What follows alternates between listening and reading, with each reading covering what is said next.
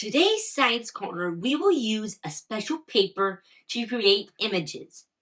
Here are the materials we need: sun-sensitive paper, some objects, and sunlight.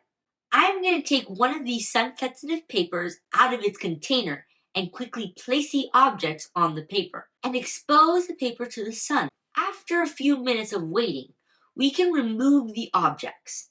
The paper has kept the imprint of the objects that we placed on it.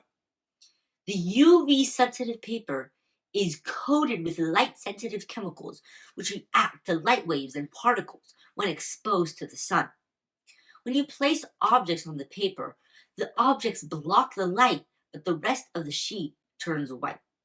The UV sensitive paper and its reaction to the sun reminds me that when God the Son, Jesus, comes back to get us, everyone's true colors will show, and we will know who really has chosen to follow him.